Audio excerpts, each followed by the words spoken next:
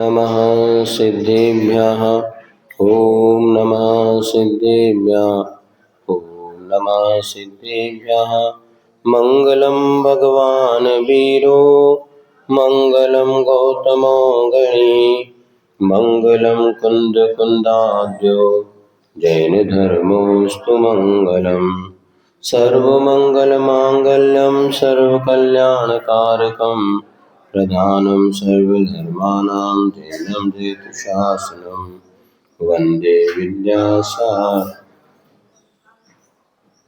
जीवली महावीर भगवान की, आचार्य गुरुवर श्री विद्यासागर जी महाराज की, आचार्य श्री समय सागर जी महाराज की।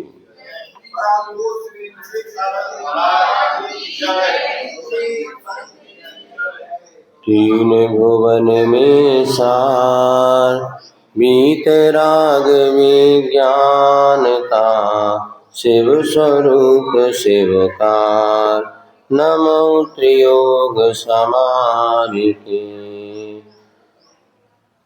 कल पांचवी ढाल के अंतर्गत 12 भावनाओं का वर्णन किया गया और ये 12 अनुप्रेक्षाएं जो हैं वैराग्य को उत्पन्न करने वाली हैं।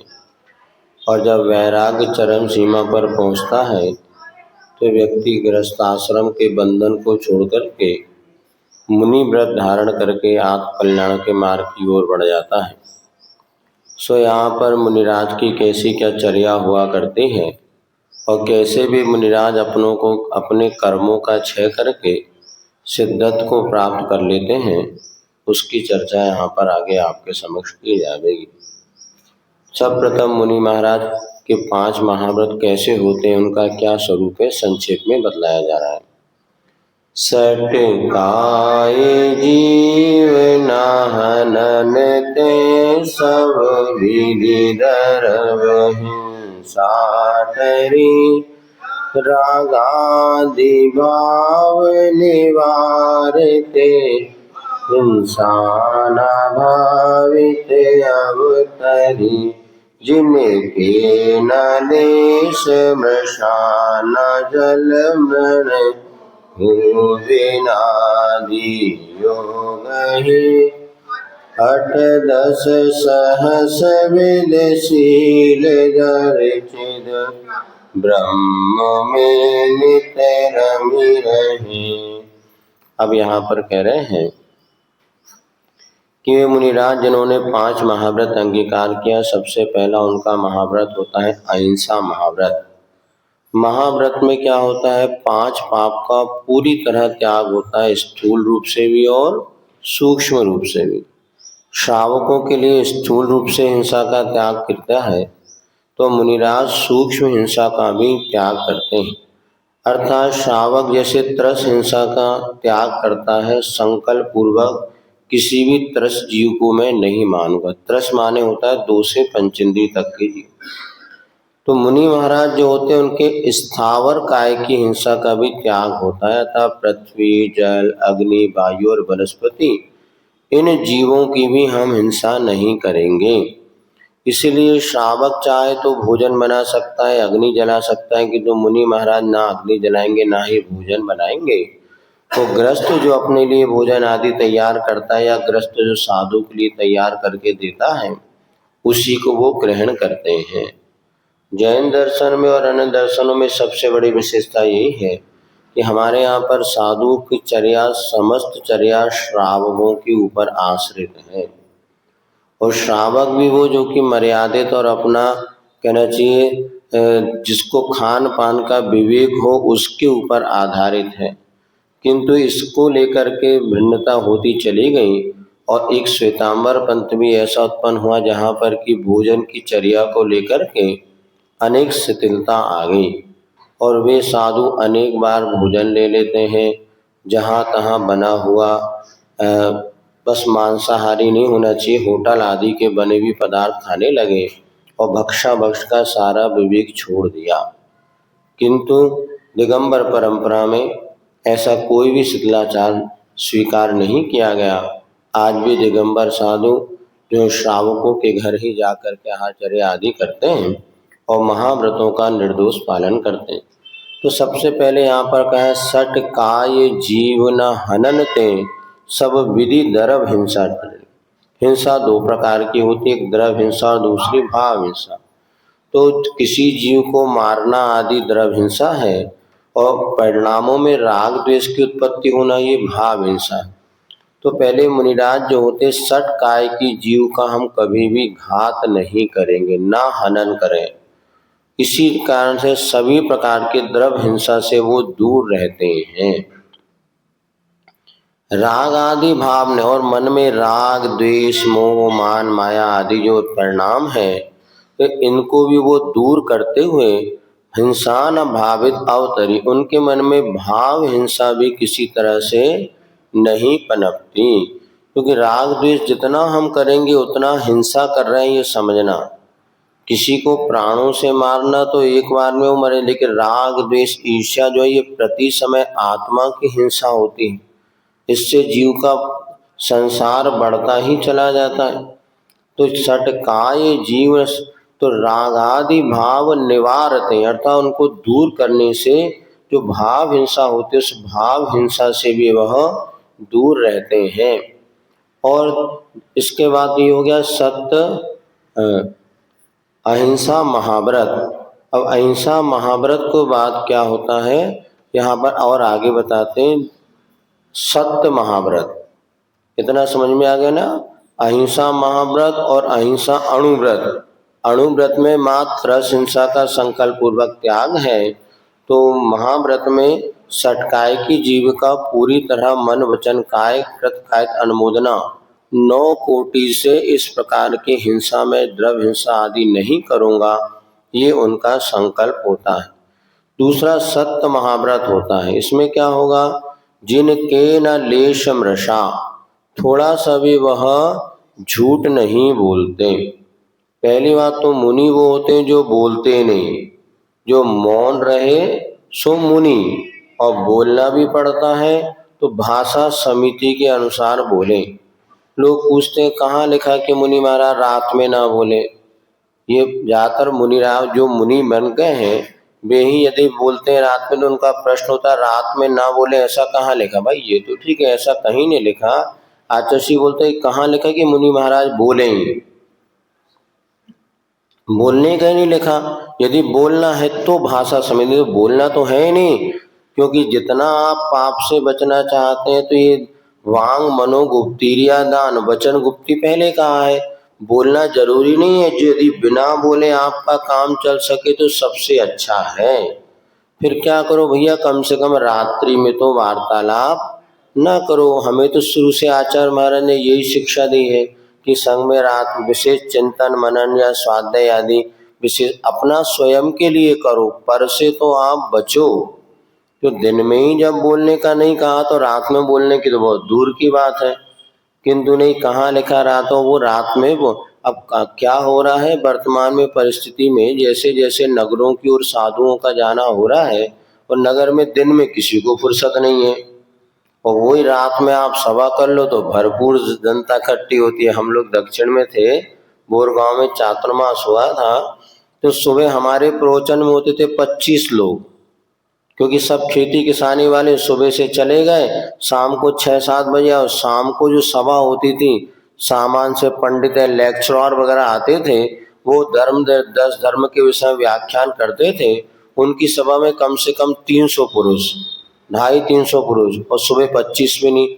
अब कारण है कि उनके पास वक्त नहीं है, कुछ सुनना चाहते करना चाहते, किंतु रात का समय रहता है और रात्रि में हमने देखा कोई भी प्रवचन सभा वगैरह में बहुत भीड़ रहती है।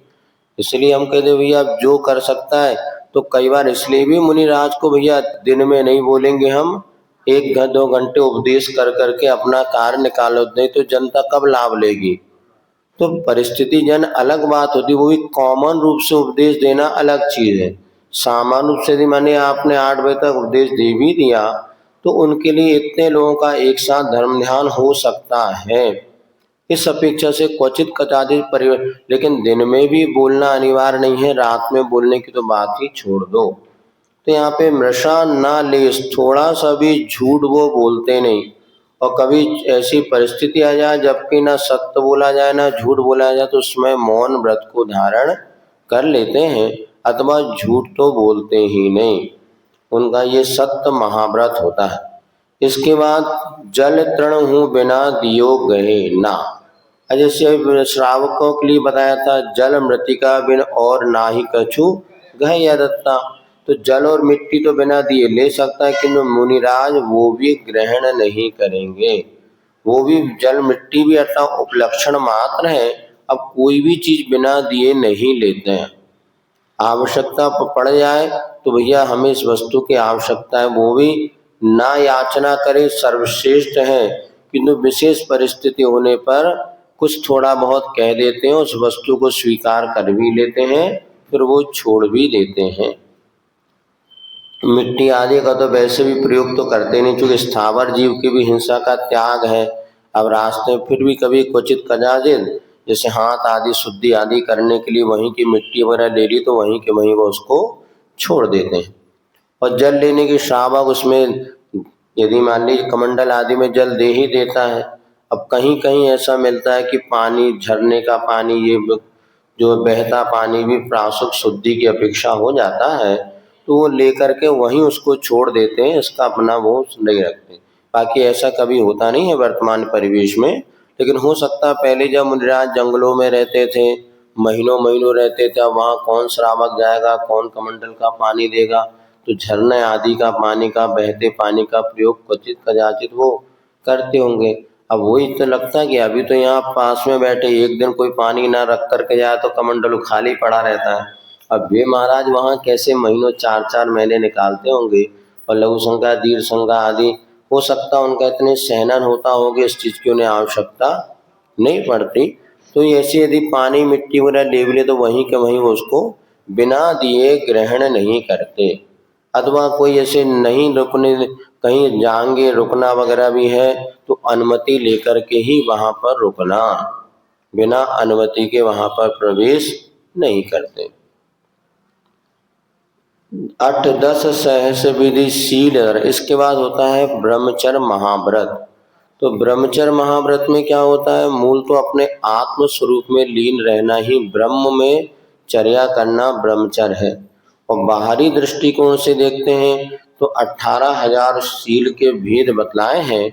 उन शील के भेदों को वो धारण करते हुए और अपने आत्म स्वरूप में लीन रहते हैं। तो 18,000 कैसे भेद होते हैं, तो इसमें मुख्य रूप से मुनि महाराज है तो पुरुष है, तो इधर स्त्रियों की अपेक्षा स्त्रियां हैं तो पुरुषों के। तो यहाँ पे मुनिराज के 3 प्रकार की स्त्रियां मानी जाती हैं। अचेतन में काष्ठ, पाषाण और चित्राम। तो इनमें और एक प्रकार सामान, ऐसे मन वचन काय कृत कायित अनुमोदना, 5 इंद्री द्रव इंद्री और क्रोध मान माया लोभ, ऐसे इन सबका आपस में गुणा करते हैं।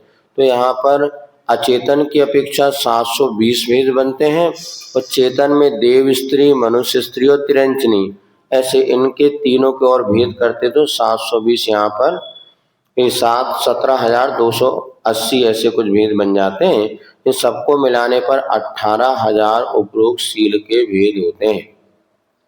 जो विशेष रूप से तो इसको समझाने में समझ में भी नहीं आ पाएगा, किंतु 18,000 शील के भेद होते हैं। इनका वे मुनिराज पालन करते हैं। और सामान्य रूप से देखा जाए तो गृहस्थ जैसे अपनी पत्नी के साथ रह सकता है, 10वीं प्रतिमा तक वो रह सकता है, तो क्षुल्लक अवस्था में वो त्याग हो जाता है घर का। तो मुनि महाराज का तो पूर्ण रूप से स्त्री मात का बाहरी अपेक्षा से त्याग रहता है, और भीतर से जो है अपने आत्म स्वरूप में लीन हो जाना, इसी को उत्तम ब्रह्मचर्य महाव्रत कहते हैं। अब आगे इसके बाद और आगे व्रतों का कैसे पालन करते हैं बताते हैं।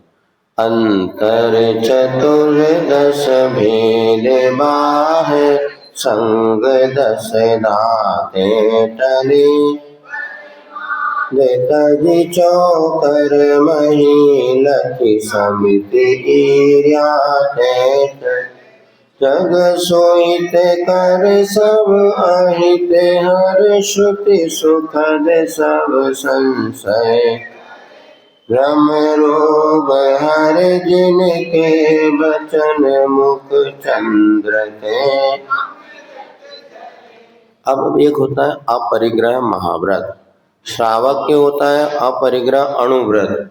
तो अपने वस्त्र आदि, मकान आदि, धन धान्य को सीमा बना लेता है, लेकिन मुनि महाराज का महाव्रत होने से पूर्ण प्रकार के अंतरंग और बहिरंग समस्त परिग्रह का त्याग होता है।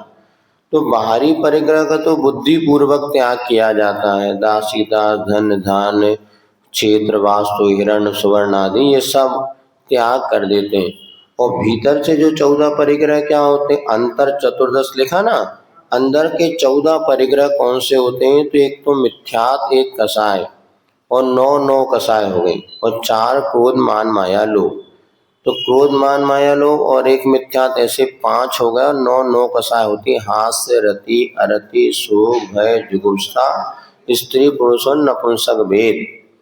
ये जो 14 अंतरंग के परिग्रह हैं, इसका पूर्णता त्याग नहीं होता, लेकिन उसी मार्ग पर त्याग करते करते 10वें गुण स्थान में जब मुनिराज पहुंचते हैं तो उनके उस अंतरंग परिग्रह का भी त्याग हो जाता है, और वो 11वें गुण स्थान में पूर्ण रूप से परिग्रह के त्यागी मान, द्विविध संग विन शुद्ध उपयोगी। तो दोनों प्रकार के परिग्रह का त्याग तो वहां पर ही संभव है, लेकिन बाहरी 10 प्रकार के परिग्रह का पूर्ण रूप से त्याग कर देते हैं और अंतरंग परिग्रह का त्याग के निरंतर पुरुषार्थ करते हैं, ऐसे भी मुनिराज अपरिग्रह महाव्रत के धारी माने जाते हैं। अंतर चतुर्दश भेद बाहर संग दशधा ते चले, बाहर में 10 प्रकार का हो गया, क्षेत्र, वास्तु, हिरण, सुवर्ण, दासी दास, कुप्य भांड, ये प्रमाण थे। ये 10 प्रकार के जो प्रमाण दिए हैं, इनकी वो मर्यादा, इनको पूरी तरह त्याग कर देते हैं। तो अब इतने ही समझ जाए, मुनि महाराज के नाम पे कोई खेती नहीं हो सकती, कोई मकान नहीं रख सकते, और अपने दासी दास भी उनके सामने नहीं हो सकते, भैया ये हमारे नौकर है, चाकर है, नहीं। ये सब जो है दोष माना जाता है, या दोष क्या, महाव्रतों को खंडित करने वाले होते हैं। महाराज 2-4 लड़के आपके साथ लगा देते हैं, वो आपकी सेवा करते हैं, हमारे यहाँ लड़कों को तो फुर्सत है नहीं है, हाँ 2 बाइयाँ लगा देते हैं, वो खाना आपको बनाती रहेंगी, वो खिलाती रहेंगी। आजकल यही प्रचलन बढ़ गया है। बड़े बड़े जो धनपति होते हैं उनके पास पैसा रहता है, किंतु कार्यकर्ता रहते नहीं है। तो महाराज हम ये कर देते हैं, ये कर देते हैं, आप रख लो, 2 बच्चों को पैसा हम देते रहेंगे और वो आपकी सेवा में लगे रहेंगे। अब डायरेक्ट इनडायरेक्ट भले उनके सेवक नहीं है, किंतु उनकी सेवा के लिए नियुक्त किए हुए श्रावकों के तो तत्संबंधी विकल्प संकल्प के निमित्त बनते हैं। लेकिन अब ज्यादातर यही सब प्रचलन, श्रावकों की फुर्सत नहीं है, पैसा तो बहुत है, पैसे की कमी नहीं है आजकल। मतलब ये समझ जाओ, जितना पहले पैसा कम था तो खाने वाले घर में ज्यादा थे, अब पैसा ज्यादा, उसका उपयोग करने वाले कोई नहीं बचे। 1-2 मोड़ा मोड़ी हैं, वो भी विदेश चले गए, 2 ही भूत बचे घरों में। आप 90% आप देखो, बड़े बड़े जो पॉश इलाका जिसको आप कहते हैं ना, जहाँ बड़े बड़े धनाढ़ लोग हैं, वहाँ बस 2 ही बचे। बच्चे कहाँ गए, हमारा सब बाहर पढ़ रहे, बाहर सर्विस कर रहे लोग, घर में कौन बचा, 2 ही बचे। और एक कब निपट जाए तो दूसरे को भरोसा नहीं। लेकिन फिर यह ऐसी परंपरा चल गई, महाराज वो खुश रहे, हम भी जब तक है ठीक है। क्या होगा, मकान दुकान का वो बच्चा आएगा, बेच करके साहब ले जाएगा, अभी वो नहीं आएगा जब तक हम हैं। वैसी मानसिकता दोनों की बन चुकी है, बच्चों की भी मानसिकता बन गई और पेरेंट्स की मानसिकता। इसलिए अब ज्यादा उपदेश दे करके अपना दिमाग खराब नहीं करना। हाँ नहीं जना, अब कारण है कि वैसे बोले महाराज वो भी सुखी और हम भी सुखी, नहीं तो रोज सास बहू की खटक पटक से दूर तो है कम से कम। बहू को सास की नहीं मानी, सास को बहू नहीं, 2 में खटापट है, इसे बेटा तुम होते रहो। मतलब इतने अच्छे अच्छे श्रावक हमें मिले, व्रतीत हैं और वर्षों से जो जुड़े हुए हैं, उनके बच्चे भी इतने हैं। अब एक विदेश में, एक यहाँ दोनों पढ़े। हमने कहा भाई कौन है तुम्हारा, बच्चों के साथ रह लो। नहीं नहीं, बच्चों के साथ हमें, वो भी नहीं चाहते बच्चों के साथ। समस्या ये दोनों तरफ से है, ये नहीं चाहते तो वो भी नहीं चाहते हम बच्चों के साथ रहे। बोले महाराज हम तो जितने अच्छे खा रहे पी रहे, 2 ही रह रहे शांति से, जब हुई है तो देखी जाए, जब निपटे तो निपटे। अभी तो साता से अपने हाथ को बना लेते हैं और खा लेते हैं, को न लेना एक ना देना दो। एकत्व भावना सबकी बहुत उत्कृष्टता को अपराध, आप अकेला अवतरे मरे अकेला। इसका कारण ये कि सहनशीलता की कमी आ गई। अब कोई किसी की 2 बात सुनने को तैयार, ठीक है। तो यहाँ पर 10 प्रकार के परिग्रह में सब ये इस प्रकार का कोई भी दासी दास आदि का नहीं होना। स्वर्ण सोना चांदी, हमारा सोने की माला तो रखे लो, माला ही तो फिरना है। अरे भैया हाथ से भी तो फिर सकती है। नहीं नहीं महाराज बहुत भावना है, ला के रख दे। अब रख ही दें टेबल पे और भग गए, अब क्या करें महाराज, हम भी उठा के को दे दो, बेटा तुम्हें लिया, तुम्हारा भाग से आइए हो। ऐसा ये सब चीजें तो हैं। जितना इससे बच सके तभी मोक्ष मार्ग प्रशस्त होगा। यदि मक्खी के पंखों पर या मयूर के पंख जब तक भारी होते मयूर उड़ नहीं पाता, लेकिन जब वो पंख को छोड़ देता तब स्वतः। इसी प्रकार साधु के पास यदि तिलतुष मात्र भी परिग्रह आसक्ति का भाव है तो स्वतंत्र रूप से आत्म कल्याण वह नहीं कर पाएगा, ये तो निश्चित है। 4 कदम निकलना तो पहले सोचना पड़ता है ये सबका क्या होगा। श्रावक जैसे सोचता अलग बात है, लेकिन साधु को इससे बच जाना चाहिए। प्रमाद चरी चौकर मई, इसके बाद 5 महाव्रत के बाद 5 समिति होती हैं। अर्थात 5 समिति में यहाँ पर दिया है ईरिया समिति, भाषा आदि लोग बता रहे हैं। सबसे पहले ईरिया समिति होती है। प्रमाद तज चौकर मही लकी समिति ईरिया ते चले।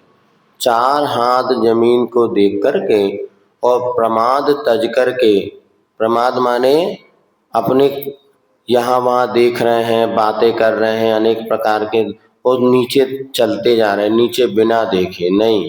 प्रमाद तज करके 4 हाथ जमीन देख करके चलना। और 4 हाथ जमीन नहीं देखना, जमीन में रहने वाले जीव जंतुओं को देखना।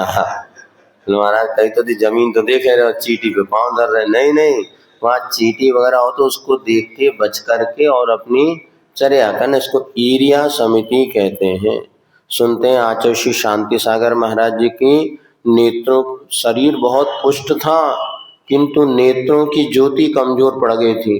अब वो कहते हैं मुझे नीचे चींटी वगैरह क्या है वो दिखते नहीं है, इसीलिए उन्होंने फिर सल्लेखना व्रत को धारण कर लिया और 36 दिन की सल्लेखना के साथ इस शरीर का त्याग कर दिया।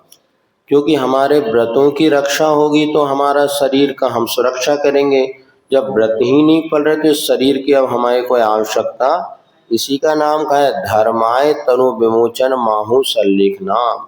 अर्थात धर्म की रक्षा के लिए शरीर को छोड़ देना। शरीर हम इसलिए सुरक्षा करें, इससे हमारे रत्नत्रय रूपी धर्म का पालन हो। धर्म क्या है? सम्यक दर्शन, सम्यक ज्ञान, सम्यक चाहिए। ये रत्नत्रय रूपी धर्म ही हमारा पले, इसीलिए तो हमने शरीर की सुरक्षा कर रहे हैं। अब मानिए सम्यक दर्शन ज्ञान चारित्र ही पल नहीं रहा तो इस शरीर के लिए मुनिराज हो या श्रावक हो, जो व्रती होता है शरीर को छोड़ने का मन बना लेता है, इसको कहते हैं सल्लेखना व्रत। और ये कभी भी आ सकती है परिस्थिति, जबकि अपने धर्म की सुरक्षा ना हो तो शरीर को छोड़ करके धर्म की रक्षा करना। सो यहाँ पर 4 हाथ जमीन देख करके चलना, किसी प्रकार के जीव आदि का घात ना हो, ये कहलाती ईरिया समिति। फिर भाषा समिति किसे कहते हैं? जग सुहित कर सब अहित हर, श्रुति सुखद सब संशय हरे। 3 लोक के प्राणियों का जिसमें हित छुपा हो और दूसरों का अहित दूर हो जाए और सबका सुख को देने वाली ऐसी श्रुति, श्रुति माने ऐसे वचन बोले जिससे लोगों का मन खिल उठे, अर्थात उनको सुख मिले। एक शब्द बोल दिया तो सारी सभा में लोग मच गया, तो सुखद नहीं दुखद वचन मुनिराज नहीं बोलते।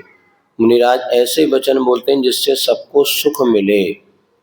ये बात अलग है कभी क्वचित कदाचित जैसे एक आध बार एक बोल भी देते हैं तो तुरंत उसको संभाल लेते हैं, क्योंकि दुख देने का भाव नहीं होता। फिर भी सामने वाला यदि कोई दुखी हो ही जाए तो क्या कर सकते हैं। भाव तो अब सामूहिक जब सभा में प्रवचन होता है तो किसी को वो सुख का कारण बन जाता है, किसी को दुख का कारण बन जाता है। लेकिन कभी भी मुनिराज बुद्धि पूर्वक किसी को दुख उत्पन्न हो ऐसे वचन नहीं बोलते। श्रुति सब संशय हरे, इन सबके मन में जो संशय है, अज्ञान है, वो सबको दूर हो जाए। भ्रम रोग हर, और जो संसार में परिभ्रमण का जो कारण है, ऐसे मिथ्यात आदि रोग दूर हो जाए। ऐसे जिनके वचन होते हैं मानो ऐसा लगता है मुख रूपी चंद्रमा से अमृत ही झड़ रहा हो। ऐसे वे मुनिराज भाषा समिति का प्रयोग करते हैं। वैसे तो बोलते ही नहीं, बोलना भी पड़ता है, तो सबका हित हो, सबका अहित का मार दूर हो और सुख को देने वाले सबके और संशय हरे, उनके मन में जो संशय अज्ञान है वो दूर हो सके, संसार के परिभ्रमण का कारण व मिथ्यात आदि उनके नाश हो सके, ऐसे वचन मुनिराज बोलते हैं तो ऐसा लगता मानो मुख रूपी चंद्रमा से अमृत ही झर रहे हैं। इस प्रकार के वचन जो बोले जाते हैं उसे भाषा समिति कहते हैं। प्रमाद का अर्थ ये होता है आवश्यक क्रियाओं में जागरूक होना। आज हम लोग जो हैं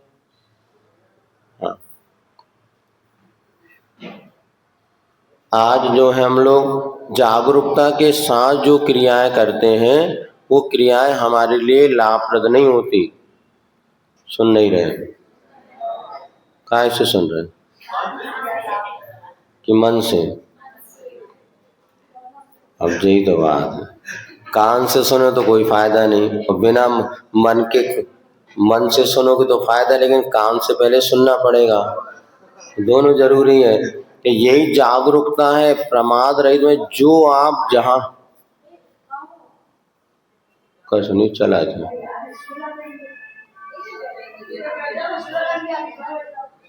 चलो बैठे अंदर सुनो, को नहीं जा रहा हो भैया। हाँ सुनो, क्या कह रहे थे आपसे? हाँ सुनो सुनो, जहां हो वहां रहो, ये बहुत कठिन काम है, सबसे कठिन काम है। साधना सूत्र क्या है? जागरूक रहना। जिस समय हम जो काम कर रहे हैं उसमें हमारा मन है कि नहीं, देखो तो माला फेरते समय भी मन कहीं फिर रहा है, पढ़ते समय भी पढ़ यहाँ रहे लेकिन मन कहीं है, पूजन कर रहे हैं तो भी मन कहीं है। मन की एकाग्रता के बिना कोई भी क्रिया आपको फल देने वाली नहीं। यस्मात् क्रिया प्रतिफलंति न भाव सुन। आज लोग पूरा स्वाध्याय 1 घंटे पढ़ लिया, बाद में पूछो क्या पढ़ा था, पता नहीं यार, 1 घंटा बैठ के तो बताए हम बलुआ जैसे, और क्या पढ़ा था 4 लाइन याद नहीं है तो क्या सुना घंटे भर में। आप देखना 99% श्रावकों की ये दशा है, कुछ भी पढ़ा दो, अभी 4 महीने कोई पूछ ले तुम लोगों से कि महाराज ने चातुर्मास में क्या पढ़ाया, शायद 4 पंक्ति नहीं बता पाओगे। कारण है कि हमने ऐसे पढ़ा सुना निकाल दिया, जागरूकता रही उस समय, कहीं घर की चिंता, कहीं गैस की कुकर की सीटी की आवाज आ रही कान में, तो कहीं दूसरी बातें चल रही। तो जिनवाणी सामने रखी, पुस्तक सामने रखी, मुनि महाराज सामने हैं, फिर भी हमारी मन की इतनी चंचलता है, इसको कहते हैं प्रमाद। तो अप्रमत्त होकर के काम करो। सुन रहे हो तो अच्छे से सुनो, पढ़ रहे हो तो अच्छे से पढ़ो, माला जाप दे रहे हो तो अच्छे से बोल बोल के ध्यान पूर्वक दो। यदि ये पुरुषार्थ अगर हमने कर लिया तो समझिए सारे सारे हमारे कार्य सफल होंगे।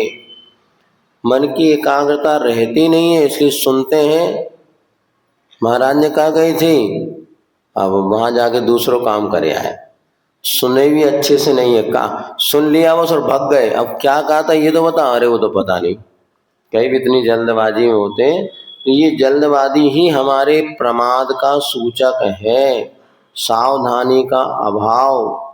अच्छे से सुनो, अच्छे से पढ़ो, अच्छे से दो, तो कम से कम मन की एकाग्रता से अगर आप काम करेंगे तो आपको सफल रहेगा। मन की एकाग्रता से 4 लाइन भी पढ़ लो ना तो कल्याण हो जाएगा, और बिना एकाग्रता के पूरा ग्रंथ पढ़ मारो, पता ही नहीं लगता क्या पढ़े। बस पढ़ा तो था हमने, पद्म पुराण पूरा पढ़ा था महाराज, पूरा ये पढ़ा है, सब पढ़ा है, मनुक्का पढ़ो, वो पढ़े ही है हम तो अभी तक, पढ़वे के बाद भी कचनी के पढ़ा रहे हैं, ऐसा नहीं।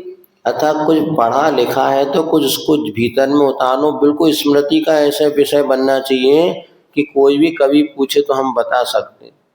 हमें तो ध्यान है, हमें कई इतने दिन हो गए, कभी हमें ध्यान नहीं कोई आचार्य महाराज तो कोई प्रवचन आदि हमने लिखे हो या कुछ किया हो, पहले 2-4 लाइन लिखी कभी, लेकिन वो जब सुनते थे उस समय थोड़ी एकाग्रता कर लेते, वो बात अभी तक बैठ गई कि उस समय आचार्य महाराज ऐसी बात बताते थे। और अपने आप जब बैठ जाओ, जहाँ बोलना चालू कर दो वो विषय दिमाग में आता रहता। क्यों? क्योंकि पराशरित कबीर है, जो जिस समय पढ़ो सुनो उसको ध्यान से सुनो, भले समझ में ना आए। कई बार ऐसा होता आधा विषय समझ में भी नहीं आता, किंतु जो समझ में आ रहा उसमें तो चित्त की एकाग्रता होना ही चाहिए। उसी का नाम अप्रमाद है, अन्यथा प्रमाद पूरक क्रियाएं चलती हैं। अब आगे बताते हैं। अब क्रिया समिति हो गई, भाषा समिति हो गई। अब आदान निक्षेप आदान निक्षेप उत्सर्ग समिति और ईष्णा समिति, इसके विषय में बताते।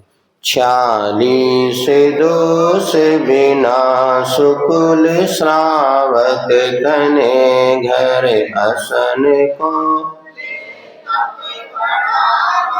हेतु नहीं तन पोषते तहि रसन को शुचि ज्ञान संयम उपकरण लखिके कहे लखिके धरे निर्जंतु खान विलोक तन मल। अब देखिए इसके बाद ईष्णा समिति आती है। ईष्णा समिति का अर्थ क्या होता है? अब देखो, दिगंबर परंपरा के अनुसार श्रावक साधु जब कभी भी आहार लेने के लिए जाएगा तो श्रावकों के घर पर ही जाएगा, अर्थात स्वयं किसी प्रकार से अपने भोजन पानी की व्यवस्था नहीं बनाते। तो श्रावक के तो 46 दोष बतलाए गए हैं। इन 46 दोषों से रहित आहार ग्रहण करते हैं। 46 दोष कौन कौन से होते हैं? तो उसमें अब इन सब का बातों का ज्ञान अगर श्रावकों को रहेगा तो श्रावक बचेगा। उसको दोष का बोध ही नहीं है क्योंकि उसने कभी पढ़ा ही नहीं है, तो उससे कैसे बचेगा? तो यहाँ पर उद्गम दोष आदि होते हैं 16। इसके बाद जो है आपके इसी प्रकार श्रावक के आश्रित 16 दोष होते हैं, तो 16 दोष साधुओं के आश्रित होते हैं। इस सबका वर्णन इसमें यहाँ पर पुस्तक में दिया हुआ है, कुछ अपन समझ लेते हैं। पहली बात तो समझना, मूल में 2 दोष आते हैं, एक औद्देशिक दोष होता है और दूसरा जिसको आप कहते हैं उद्दिष्ट दोष। तो उद्दिष्ट का अर्थ क्या होता है? किया हुआ। मन वचन काय कृत कायित अनुमोदना से यदि हम भोजन करके कराते हैं तो उद्दिष्ट नाम का दोष आता है। उद्दिष्ट दोष तो श्रावक ही जब 11वीं प्रतिमा में पहुंच जाता है तो उद्दिष्ट दोष के छोड़ देता है। 11वीं प्रति का नाम क्या है? 11वीं प्रतिमा का नाम उद्दिष्ट त्याग। 10वीं प्रतिमा तक वो कह सकता है भैया आज हमारे लिए अच्छे तरीके से पूड़ी पराठे सब्जी बनाना, हम आएंगे, कोई दिक्कत नहीं, उसका त्याग नहीं, अनुमति त्याग है। वो आप पाप कार्य की अनुमति नहीं देगा, किंतु घर में कह तो सकता है कि भैया आज ये सब्जी वगैरह बनाना, ये कर लेना। लेकिन जब क्षुल्लक जी बन जाएंगे तो कभी भी वो ये नहीं कह सकते कि हमारे लिए ये वस्तु तैयार करना। मन वचन काय कृत कायित अनुमोदना, ये 9 कोटि माने 9 कोटि तो विशुद्धम, ऐसा है ना, 9 कोटि विशुद्ध भिक्कम, क्या आगे भिक्कम जो प्रतिक्रमण पाठ में आता ना 11वीं प्रतिमा का लक्षण, तो भिक्षम वृत्ति से करता है और 9 कोटि से विशुद्ध होता है। और उस समय श्रावक की भूमिका में उद्दिष्ट उसका त्याग हो जाता है। ना वो कहेगा, ना करेगा, ना कराएगा, ना करने की अनुमोदना करेगा, ना मन से, ना वचन से, काय से। श्रावक जो बनाता है उसके अनुसार वो वहां जाके भोजन पानी करेगा। तो उद्दिष्ट कहते हमने आपसे अगर कह दिया तो महान दोष है, और नहीं कहा तो उद्दिष्ट दोष नहीं है। तो पहले उद्दिष्ट दोष को समझ ले। मुनि महाराज के लिए उद्दिष्ट दोष है ही नहीं, ये तो श्रावक की भूमिका में उद्दिष्ट दोष का त्याग हो गया। अब श्रावक 11वीं प्रतिमा वाला भी जब नहीं कहेगा तो मुनि अवस्था में वो नहीं कह सकते। कई बार ऐसा होता है, कुछ साधु बहुत दयालु प्रवृत्ति के होते हैं, उनको इतना वो देखो भैया यार हम आए हैं, अब इतने सारे 10-10 श्रावक चौके लगाएंगे तो सब हम दोष लगेगा। अच्छा, और इतने सारे आइटम बना रहे, हमें कछु लेने नहीं है, हमें तुम एक काम कर, लौकी की सब्जी, मिर्ची को ठेसा और तुम तो बस रोटी बना दियो और बिर्रा की बाकी कुछ नहीं, जाने इतने सारे मत बनाओ। और यदि वो कह देते हैं तो वो दोष है। अब श्रावक ने 756 प्रकार के व्यंजन बनाया और उसके बाद 10 श्रावक ने पूरे 50 घर के लोग पड़गाने खड़े। इसमें साधु को तिलतुस मात्र भी उद्देश्य संबंधी कोई दोष नहीं। पहले समझना, उद्देश्य संबंधी कोई दोष नहीं। हमने एक श्रावक से भी नहीं कहा सब्जी रोटी बनाओ, लेकिन 50 श्रावकों ने अपना भोजन बनाया और भैया वो महाराज को पड़गान के लिए खड़े हो गए। सबने 56 प्रकार के भोग बनाए और जितनी जिसकी कैपेसिटी उतना सामान बनाया। इसमें महाराज को कोई दोष है क्या? कोई दोष नहीं। अब लगे भैया इतने सारे मत लगाओ, एक ही तुम बना लो और ये सब्जी दाल बनाना हम तो बाको कुछ पसंद नहीं है, इसमें महान दोष है।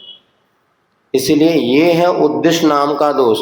अब दूसरा दोष आता औद्देशिक। अब भाई रोज तो श्रावक गर्म पानी पीता नहीं, शुद्ध भोजन करता नहीं। अब महाराज आ गए, अब वो सोचता यार मेरे यहाँ भी गुरु के चरण पड़े तो मैं कैसे बुला सकता हूँ, तो भैया महाराज के आहार अपन बनाएंगे। अब आहार बनाया इसने मुनिराज के उद्देश्य से बनाया, तो इसमें औद्देशिक दोष है, वो श्रावक के ऊपर आधारित है, मुनि के ऊपर आधारित है। उद्देश्य दोष में साधु दोषी है। अब औद्देशिक दोष में क्या हो गया, तो श्रावक ने बनाया कि महाराज का आ रहे हैं, चलो महाराज के लिए हम चौका लगाते, तो साधु पर आधारित नहीं, ये तो श्रावक पे आधारित है।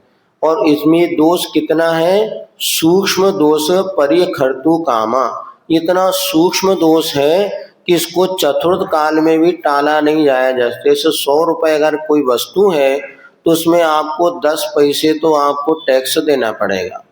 अब वो 10 पैसा तो खर्च, आप 100 में से 100 एक भी रुपए में खर्चा नहीं करो, नहीं, जैसे 100 रुपए में 1 रुपए आपको टैक्स तो देना पड़ेगा। इसलिए औद्देशिक दोष मात्र इतना है कि 1 रुपए बराबर आपको पाप लगेगा। अब वो भी साधु के आश्रित तो है नहीं। फिर हम लोगों ने आचार्य से पूछा, आचार्य पर ऐसे में कैसे बचे? उन्होंने कहा यदि कोई श्रावक कह दे महाराज आपके लिए हलवा बनाया है, आप माने इसलिए तो मत लेना, हमने सामान से बनाया तो ठीक है, हमने आपके लिए बनाया और पता चल जाए अपने लिए वो व्यक्ति कर रहा है, तो वो औद्देशिक दोष समझ को उससे मत लेना। क्योंकि औद्देशिक दोष मात्र आहार में नहीं है, पिछी भी औद्देशिक दोष से दूषित नहीं होना चाहिए। पिछी, कमंडल, शास्त्र, गुफा, बस्ती आदि, इसमें कोई भी साधु के उद्देश्य से नहीं होना चाहिए। तो श्रावक अपने लिए पिछी बनाते ही नहीं है, अपने लिए कमंडल रखेगा नहीं, वो तो साधु के उद्देश्य से बनाएगा। नहीं नहीं महाराज हम आपके लिए लाए हैं, नहीं भैया सामान से बनाया तो हमें एक दे दो क्योंकि हमारे काम की है। तो श्रावक क्या करेगा, पहली बात तो किसी साधु के पर्टिकुलर उद्देश्य से बनाने के बाद ये कह देता है। कई बार श्रावक यहाँ पे हमने बहुत बार ऐसा हुआ है, महाराज आप के लिए निकाला हमने जूस, तो हमने कहा भैया फिर ले जा, फिर तो और नहीं ले सकते हैं, सामान सुबह निकाला था नहीं आपके लिए। और वो कहने में उसको बड़ा उत्साह लगता है कि हमने आप के लिए लेकर के आए, महाराज आप के लिए आज बनाओ सुबह से, हम के फिर अब रख ले, तुम्हें रख ले, तुम्हें खा ले। तब तो ये दोष है, ये कभी भी साधु के लिए कोई औषधि आदि बना आपके लिए ऐसा कह देंगे तो वो साधु को औद्देशिक दोष में और गाढ़ता आ जाएगी। सुने नहीं हम तो, और सब इस दोष से भी श्रावक कैसे बचे, भैया 7 दिन हम शुद्ध भोजन करेंगे। हमने 7 दिन शुद्ध भोजन का नियम ले लिया, हम समय साधु महाराज आ गए तो उनको ही प्रदान कर लिया, तो 100% आप ये निर्दोष भोजन हो सकता है। किंतु औद्देशिक दोष से कभी बचना संभव नहीं, बहुत मुश्किल। दवाई है, मान ली महाराज के पेट में दर्द हो रहा है तो महाराज के लिए तो दवाई बनेगी ना। अब श्रावक का पेट दुखे तब वो दवाई महाराज को चलाया तो ऐसा गड़बड़ हो जाएगा। तो उद्देश्य के बिना पहले गुफा बंद, साधु की वसति का है। अब जैसे आपने संत निवास बनाया, वहाँ कोई लैट्रिन नहीं है, बाथरूम नहीं, अटैच रूम नहीं, ये नहीं, ज्यादा तामझाम नहीं, क्योंकि भैया यहाँ महाराज साधु की अपेक्षा होना चाहिए। अब वहाँ पे श्रावक तो नहीं रुकेगा क्योंकि उसको तो सब अटैच वगैरह चाहिए। तो यदि भैया हम यहाँ नहीं रुकेंगे, आपने हमारे निमित्त से बनाया तो गड़बड़ हो जाएगा, तो महाराज हमारे घर चलो। फिर वो सब है ऊपर नीचे व्यवस्था, वहाँ भी रहना उचित नहीं। कैसे स्वाध्याय करेंगे कि स्वाध्याय के लिए कम से कम 100 फीट दूरी तक ये लैट्रिन बाथरूम आदि गंदगी ना हो, तो इसलिए वो बनाया तो भैया ठीक है। लेकिन हमारे लिए पर्टिकुलर, हमारे लिए आपके लिए कमरा बनाए, इसका कोई साधु को खुले नहीं देंगे तो गलत है। लेकिन सामान से जो भी हमारे नगर में अतिथि आते हैं उनके लिए हमारे ये निवास बनाए, इसमें कोई दोष नहीं। औद्देशिक होते हुए भी मात्र 1% दोष है। अब इतना तो छूट रखना ही पड़ेगा, अन्यथा कोई काम। तो तो श्रावक, आजकल कई लोग ये कहते हैं भैया श्रावक उद्दिष्ट दोष से दूषित नहीं, जो साधु कहता है तो उद्दिष्ट दोष है। साधु के उद्देश्य से 100 लोग भी अगर शुद्ध भोजन बना रहे हैं तो अभी साधु को एक ही चौके में जाएगा ना। अब महाराज मान लीजिए 5-4 महाराज और 25 चौके लगे तो शेष तो 21 खाली जाना ही है, और जाएंगे तो 4 ही में, और महाराज कितने में जाएंगे, एक में एक ही महाराज जाएंगे। तो एक चौके संबंधी उनको उद्देश्य दोष है, बाकी नहीं है। जिस भोजन को हमने लिया, अब हमें पता है कि श्रावक ने साधु के ने, तो उसमें 1% बट्टा लग गया 100 में से 100, उसमें भी यदि परिणामों में विकास समय सार कहता है, मन में उद्देश्य का भाव है नहीं कि हम, तो उनको साधु को कोई दोष नहीं है। वो तो गया, आगे दे रहा है, ले तप बढ़ावन हेतु नहीं तन पोषते। तो वो जो आहार भी लेते हैं माँ तप की वृद्धि के लिए लेते हैं, शरीर की पोषण करने के लिए नहीं। तो गए श्रावक क्या, जो उसने बनाया रुचि प्रसन्नता के साथ थोड़ा बहुत ले लिया, थोड़ा बहुत उसके लिए छोड़ दिया और वापस आ गए। तो भत्तेवा खबड़ेवा, उनमें किसी प्रकार की इच्छा नहीं है कि हमें ये भोजन मिले, इस प्रकार का मिले। तो इसीलिए वह मुनि महाराज कभी भी उद्दिष्ट दोष का आहार तो श्रावक ही छोड़ चुका, तो मुनिराज के लिए वो बात आती नहीं। किंतु कुछ लोग उद्दिष्ट और औद्देशिक दोष का अर्थ नहीं समझते हुए दोनों को एक मानते हुए कहते नहीं।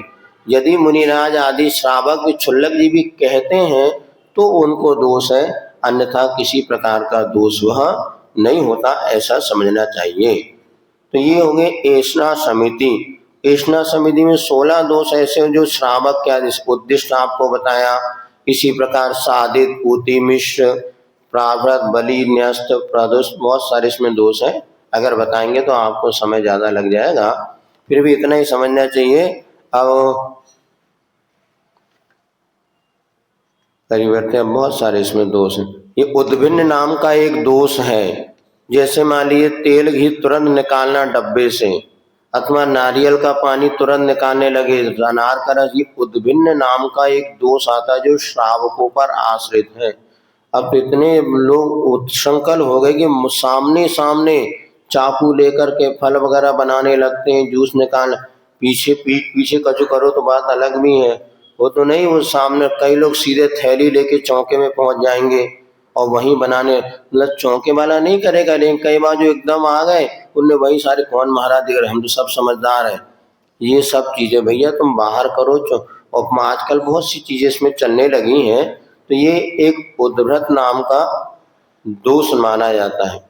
इसी प्रकार अविहृत नाम का भी एक दोष माना जाता है, जिसमें पंक्ति भर 7 घर से जो साधु आहार ले लगता है, दूर से लाया हुआ आहार अगर लेते हैं तो इसमें दोष है।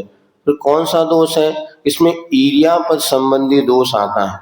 यदि रूट को क्रॉस करके आ रहा है, जल्दी है, नीचे कुछ दिखता नहीं है, फिर क्या करें, ये तो बहुत मुश्किल है। तो औषध आदि के निमित्त अगर कोई यदि कभी श्रावक साधु आदि लाते हैं तो उनको भी विवेक ये रखना चाहिए कि इतनी दूरी से कई लोग अपने बना के डब्बा के एक गांव से दूसरे गांव आदि भी लाते हैं, ले जाते हैं। तो कुछ गुड़ आदि जिसको तेल है, ये तो कुछ चीज की छूट है जाती, क्योंकि उसके बिना व्यापार ही चलता है। लेकिन कुछ वस्तुओं में सावधानी रखना चाहिए, अन्यथा वो अविहृत नाम का दोष आता है। पंक्तिबद्ध 7 घर का साधु भोजन ले ले और उसमें फरारी है, सकरा है, नखरा ही अपने बुंदेलखंड का है, इसमें कहीं लिखा नहीं मूलाचार में कि दाल रोटी सब्जी तो ना ले और माल मलिदा ले ले। जैसे शाम को भैया हमारा तो त्याग है, अन्न नहीं खाते हम, लेकिन रबड़ी तो एक पौवा तो चल जाती है, केले के चिप्स चल जाते हैं, मूंगफली चल जाती है, सिंगाड़े के भजिए चल जाते हैं, ये नहीं। लेकिन आगम में कहीं भी ऐसा कोई भेद नहीं लिखा नहीं, इसलिए हम बता रहे हैं ना, चौके में जाना है तो वैया व्रत के निमित्त जाओ। अपनी सामग्री ले जाके देने का भाव तो होता है, किंतु वास्तव में उचित तो नहीं है। उचित तो यह है कि अपने घर में पड़गाहन करें, और यदि अपने आसपास जो 5-7, वो भी यदि किसी श्रावक ने आपको निमंत्रण किया हो तो जाओ, और निमंत्रण नहीं किया, फिर अगर आप जहाँ पर करते हो श्रावक को भी आकुलता होती, घबरा जाता, वो ऐसे बिल्ली जैसे बन जाता, भैया इतने लोग आ गए बाहर के, अब उसकी सांस वहीं रुक जाती है, भैया तुम सब दे लो, हम तो रहने दे, बाद में कर लें। और अपने घर में तो डर लगता, बाहर घर में सब शेर बन जाते हैं। अरे हमें तो सब पता है, देखते हैं, उन्हें पता कछु हो जाए महाराज को, अपन को का कौन अपनो घर है। और अपने घर में तो सांस रुक जाती है, भैया आप महाराज आ गए, जैसे ही पड़ गए। तो ये देखने, ये तो निश्चित है एक आध दिन 2 दिन बच्चों आदि के लिए संस्कार के निमित्त कर ले, अलग बात है, किंतु प्रतिदिन अपन आहार देने जा रहे हैं, जाना ही है, जब नहीं, बिल्कुल नहीं, वो सब सदोष क्रिया है, नहीं देना चाहिए। व्रती अगर पर अपने घर में पड़गाहन करो, आ गए तो ठीक, नहीं। अब औषध आदि की कोई विवक्षा है, औषधि वगैरह चलाना है तो भला अलग बात है, भैया हम औषधि निर्माण करते हैं और वो आप देना। हम आचार्य जी साथ महीनों गए किंतु कभी हमने एक गिलास नहीं दिया। आचार्य शिव देखते थे पूरा सामान निकालता है, शोधता है, सब करते हैं, देता है एक गिलास नहीं। हम भी सोचे भैया हमारा तो है कि हम तो ब्रह्मचारी हैं, और हम तो भैया वृत्ति के निमित्त जाते थे तो बढ़िया दूध पानी वगैरह गर्म कर देख लिया क्या व्यवस्था है, सब्जी वगैरह देख ली, शोधन कर लिया, जो दाता है उसको पकड़ा। अब कई बार होता है मूल दाता तो गायब भी हो जाता, वो बेचारा घबरा रहता, आदि 2 सामान निकाले में कड़ गए, 2 जम गए, भैया दाता घर का मालिक कौन है, बोले महाराज वो तो मुश्किल है।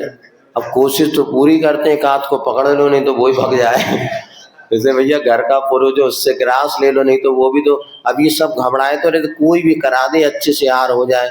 ये क्या कभी कभार छठे चौमासे साल 2 साल में एक आध बार लगाते हैं तो मन ऐसा हो जाता भैया क्या हो, इसीलिए। लेकिन ये दोष तो है, देखो हमारा कहना सुनो, गलती को गलती तो मान लो, छोड़ पाए ना छोड़ पाओ, परिस्थिति बने नहीं, गलत को गलत तो मान लो। जैसे हमने आपको बताया भगवान को छू करके वंदना करना ये दोष है, प्रतिमा को हाथ से छूना, गुरुओं के सन्निकट जाके चरण छूना, ये बार एक आध बार विशेष भावना हो निवेदन करके कर, लेकिन अपनी आँखी परंपरा जब महाराज को छू ले दर्शन कर ले, ये सब दोष हैं।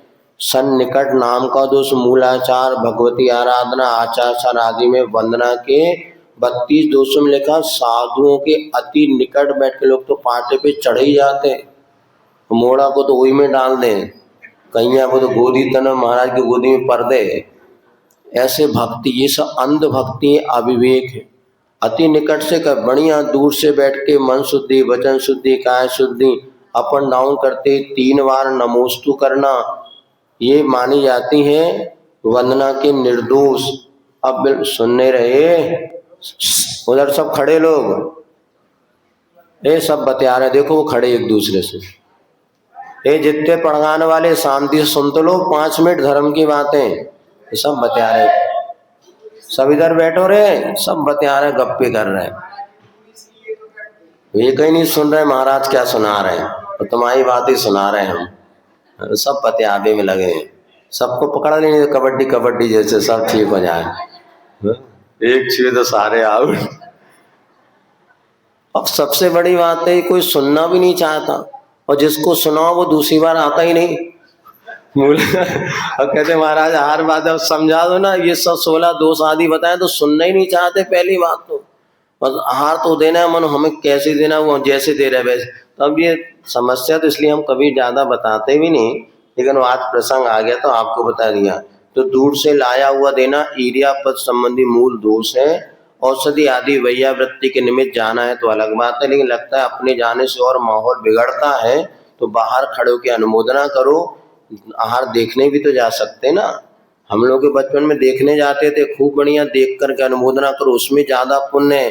धक्का मुक्की करके भैया 1 गिलास दे लेंदे दे लेंदे, ऐसी याचना करते हैं सामने वाला, अब पीछे हटो, हमें नहीं, अरे भैया दे लेंदे, याचना करके 1 गिलास ले लिया और दे दिया तो कोई पुण्य ना पाप नहीं। कई ज्यादा वृद्ध होते हो क्या, अब उनके पास कुछ सामग्री नहीं है, अब आ जाते चौके देना है तो उन्होंने क्या याचना करते हैं हमें दे दो दे दो। अब उस श्रावक 1 गिलास दिला दे भैया, बहुत देर से घिना से खड़े दे डाल। तो दीनहीन दाता कभी नहीं होता, दाता तो स्वाभिमानी होता है, और बिल्कुल उसका राजा महाराजा का आचारों, महाराज तीर्थंकर के आहार होते थे, पुण्यशालियों के आहार होते, साधुओं के पापियों के नहीं होते। अर्थात जिनके पास ठाठ बाट वैभव नहीं तो गरीब कमी है, साधु का तो वो भी राजा बन जाता है। इसीलिए तो यहाँ पर दीनहीनता नहीं होनी चाहिए, स्वाभिमानता होनी चाहिए, ये बात। इसी प्रकार ये आपको उद्भिन्न दोष बता दिया, और भी बहुत सारे इसमें दोष होते हैं, तो ये सब यहाँ पर। और अति बाल और अति वृद्ध ये भी आहार देने के योग नहीं है। सुन लो, भाइयों सुनो तो थे, वे भी नहीं सुन रहे, अभी बताइए देख रहे, सीढ़ी पे बैठ गए आराम से। सुनो, अति वृद्ध और अति बाल ये उम्र का नहीं लिखा, जो अपने स्वयं अपने हाथ से ना कर सके वो आहार देने के योग नहीं है। कुर्सी पे बैठे हैं, चालो पकड़ के ला रहे हैं, महाराज दादी से हाथ ले लो और दादा से हाथ ले लो, चले ही नहीं पा रहे, नहीं 16 के कपड़ा पहना दे अब ले लो, नहीं, ये सब दोषपूर्ण है। जैसे ज्यादा छोटे बच्चे से हानि, जो अपनी पोटी कब करना यही नहीं पता, कब मुंह में उंगली डाल रहा है यही नहीं पता, नाक में कब छेद करा यही नहीं पता, अब तुम करे महाराज ले लो शुद्ध है, शुद्ध है, कहा शुद्ध है, पीछे तो किसका। क्या दादा दादी और मम्मियों को ये गंदगी दिखती नहीं, तो हमें दिखती है, क्योंकि बच्चे का जब लाड़ प्यार होता है ना तो बच्चों की कोई घिनापन दिखता ही नहीं। तो नाक भी टपक रही हो, नाक भी टपक, हमारा मोड़ा कि तू अच्छा नाती। ये दादियां सबसे ज्यादा गड़बड़ करें, नहीं माँ तो फिर भी समझदार, दादियों को इतना लाड़ होता है ब्याज से, मूलधन से, वो उनके लिए इस प्रकार की जबरदस्ती कराते। अब तुमने जग पे हाथ लगा दिया नाती को, तो हम के जगह ही अलग कर दे कि हम देख रहे हैं 5 मिनट से पूरे मुंह में उंगली अंदर बाहर कर रहा है, दादी को नहीं दिखता, दादा को नहीं दिखता, किंतु महाराज को तो इसलिए या तो भैया एकाग्र हाथ लगा के बाहर कर दो। तो ऐसी अति वृद्ध लोगों के सुन लो, जो भी वृद्ध स्वयं नहीं चल पाते हैं, नहीं बैठ पाते हैं, लाठी आदि का सहारा जिस दिन आ जाए उसी दिन आहार दान देने का त्याग, आहार दान देने का भी त्याग करो, इसमें भी पुण्य है, दोष तो नहीं लगेगा। अब कुर्सी पे बैठ जाते हैं आराम से, बिल्कुल सामने बैठाल देते हो, महाराज ले लो आहार, नहीं, ये सब दोषपूर्ण है, ऐसा समझना। इस प्रकार से 46 दोष, अंगार दोष आदि भी होते हैं। महाराज भी बहुत गुस्सा कर करके आहार लेंगे तो अंगार नाम का दोष है, धूम नाम का दोष है, दूसरे की निंदा करते, क्या बनाया, अच्छी तो सब्जी बनाई नहीं, अच्छा तो ये किया नहीं, ऐसे निंदा करके श्रावक का लेते हैं, तो मुनि महाराज को ये भी दोष है। और गुस्सा कर सामने वाला बेचारा प्राण निकल जाए, तो अंगार नाम का ये मुनिराज का दोष है। निंदा कर लिया, खा पी के आ गया, अरे अच्छा ही नहीं बनाया तुमने, क्या आपने, नहीं, कभी भी आहार के बाद आचार्य श्रावक की निंदा नहीं करना। कौन आपने उसको कर्ज दिया है, ऐसा कहते थे आचार्य सिंह, कर्ज तो दिया नहीं, अब जो उसकी कैपेसिटी जितनी योग्यता थी उसने बनाया। अब इसलिए कभी भी निंदा करते हैं आहार के बाद तो दोष है। संयोजना दोष होता है, ठंडे में गरम, गरम में ठंडा आदि मिला दिया। और किसके जाते हैं शुक्ल श्रावक, और कैसे जाते हैं, सिर्फ 32 अंतराय भी होते हैं, तो सबको टाल करके वे मुनिराज आहार करते हैं। अब जैसा योग बनेगा आपको होगा ना ये वाला। हाँ, ये इतने तन पोषते तजी रसन, शरीर के पोषण के लिए नहीं, क्योंकि रस आदि का त्याग करके तब बढ़ाने के लिए अपनी आहारचर्या देते हैं। इस प्रकार से ईष्णा समिति का कथन कर दिया, आगे समय की अनुकूलता से